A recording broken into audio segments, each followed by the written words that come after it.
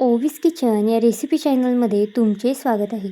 तर आज आपण ना चक्क दोडक्याची अगदी वेगळी अशी रेसिपी करणार आहोत.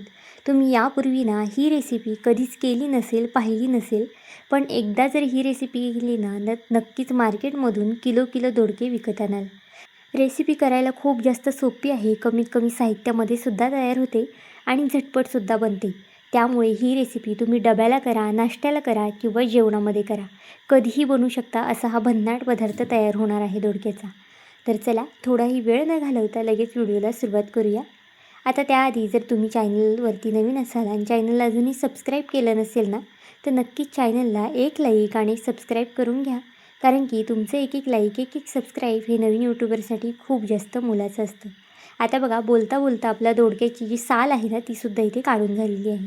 ही रेसिपी मी 2 जणांसाठी करते. त्यानुसार बघा इथे मी इतका दोडका घेतलेला आहे. पण जर तुम्ही जास्त लोकांसाठी करत असाल किंवा दोडक्याचं प्रमाण इथे तुम्ही तुमच्या आवडीनुसार या पदार्थामध्ये कमी जास्तसुद्धा करू शकता. दोडक्याची साल काढून झाल्यानंतर आपल्याला अगदी या पद्धतीने हा दोडका कट करून घ्यायचा आहे. इथे आपण दोडक्याची भाजी वगैरे करत नाही, भजी करत नाही किंवा कोणत्याही पद्धतीचा ठेचा वगैरेसुद्धा करत नाही. दोडक्याची ही अगदी वेगळी रेसिपी आहे आणि युनिक रेसिपी आहे. आता आपण दोडका बघा सगळा कट करून घेतला आहे. आता हा दोडका थोडा वेळ साईडला ठेवून देऊया. तोपर्यंत इथे एक बाऊल घेतला आहे. बाऊलमध्ये आपल्याला अर्धी वाटी रवा घ्यायचा आहे. ही रेसिपी 2 जणांसाठी करते, त्यानुसार मी अर्धी वाटी रवा घेतला आहे. पण जर तुम्ही जास्त लोकांसाठी करत असाल ना, तर इथे रव्याचं प्रमाण किंवा इतर साहित्याचं प्रमाण इथे वाढू शकता. बघा रवा आपलं इथे बारीक वापरलेला आहे. पण जर तुमच्याकडे जाड रवा असेल ना, तर तोसुद्धा इथे तुम्ही वापरू शकता. इथे कच्च्याच रव्याचा आपल्याला वापर करायचा आहे. जितका तुम्ही रवा घ्याल तितकेच तुम्हाला इथे पोहे वापरायचे आहेत. आता बघा समप्रमाणात रवा आणि समप्रमाणात इथे मी पोहे घेतले आहे, त्याच वाटीने मोजून. आता यामध्ये दही घालून घ्यायचं आहे. आता माझ्याकडे इथे दही अवेलेबल होतं त्यामुळे मी वापरलेलं आहे. पण जर तुमच्याकडे नसेल तर तुम्ही नाही घातलं तरीसुद्धा चालणार आहे.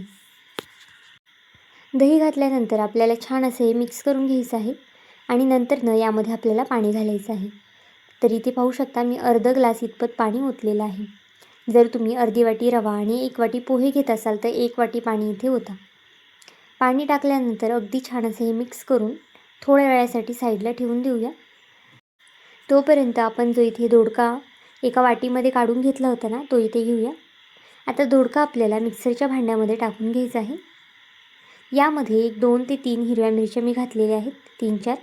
तुम्ही तुमच्या आवडीनुसार तिखटाचं प्रमाण कमी जास्त करू शकता. अर्धा चमचा जिरं घालून घेतलेलं आहे आणि हे आपल्याला पाणी न टाकता असंच वाटून घ्यायचं आहे. पाहू शकता अगदी ओबडधोबड असं वाटून घेतलेलं आहे मी. आणि जोपर्यंत आपण थोड्या वेळासाठी जो रवा आणि पोहे भिजत घातले होते ना, ते सुद्धा बघा बऱ्यापैकी भिजलेले आहेत. खूप जास्त पाणीसुद्धा घालायचं नाही. आपल्याला जर नंतर पाणी लागलं तर यामध्ये आपण पाणी घालणार आहोत. आता जे दोडक्याचं बॅटर होतं ना किंवा दोडका जे वाटून घेतलं होतं ना, ते मी तसंच मिक्सरच्या भांड्यामध्ये ठेवलं आहे आणि वरनं जे पोहे आणि रवा होता ना, ते यावरून घालून घेऊया. बघा सगळं बॅटर यामध्ये मी टाकून घेतलेलं आहे. जर तुम्ही अजूनही चॅनलवरती नवीन असाल आणि चॅनलला अजूनही सबस्क्राईब केलं नसेल ना, तर नक्कीच एक लाईक आणि एक सबस्क्राईब करून घ्या. कारण की तुमचे एक एक लाईक, एक एक सबस्क्राईब हे नवीन यूट्यूबरसाठी खूप जास्त मोलाचं असतं. तसाच माझा हा व्हिडिओ तुम्ही कोणत्या देशातून, शहरातून पाहत आहात ना, हे सुद्धा मला कमेंट करून सांगायला मात्र विसरू नका. आता अगदी थोडंसं यामध्ये पाणी घालून हे अगदी छान असं वाटून घेतलं आहे. जितकं तुम्हाला हे बारीक वाटता येईल ना, अगदी तितकं तुम्हाला हे बारीक वाटून घ्यायचं आहे. तुम्ही जर का एकदा ही रेसिपी केली ना, तर नक्कीच आठवड्यातून 2 ते 3 वेळा आरामात कराल आणि ज्यांना दोडका आवडत नाही ना, ते सुद्धा अगदी तुमच्याकडून हा पदार्थ मागून मागून खातील. करायला खूप जास्त सोपं आहे, झटपट आहे आणि खायलासुद्धा खूप जास्त अप्रतिम लागतो. आता जे आपलं बॅटर आहे ना, ते सुद्धा तयार झालं आहे. यामध्ये चवीनुसार मीठ घालूया आणि हे छान असं मिक्स करून घेऊया. भरपूर अशी इथे मी कोथिंबीरसुद्धा घातलेली आहे. कोथिंबीर जर तुम्हाला आवडत असेल तरच घाला. कोथिंबीर घातल्यानंतर पुन्हा छान असं बॅटर मिक्स करून घेतलं आहे. तोपर्यंत एका साईडला गॅसवरती एक पॅन किंवा तवा वगैरे तुम्ही तापत ठेवू शकता. पॅनला अगदी थोडंसं मी तूप लावून घेतलं आहे. तुम्ही तुपाऐवजी तेलाचा किंवा मग बटरचा सुद्धा वापर करू शकता. पॅन छान तापला की त्यावरती 2 चमचे बॅटर हे आपल्याला टाकून घ्यायचं आहे. आता हे ना तुम्ही तुमच्या आवडीनुसार बारीक किंवा छोटे मोठे ठेवू शकता.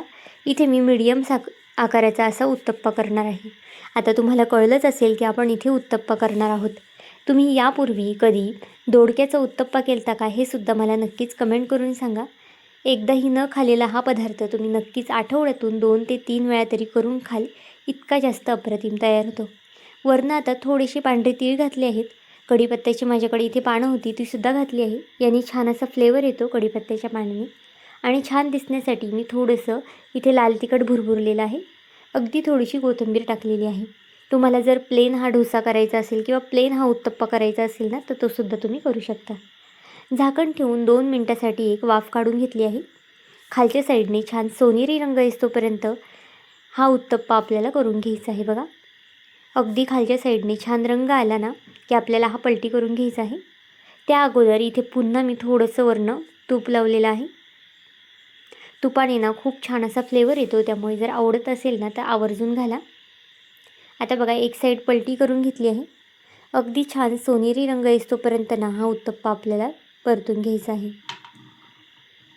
वरच्या साईडने छान कुरकुरीत आणि आतून अगदी मऊसूत असा हा तयार होतो. एक 10 ते 15 सेकंद मी फक्त खालच्या साईडने भाजून घेतला आहे. तुम्ही इथे पाहू शकता त्याचा रंग किती छान आलेला आहे.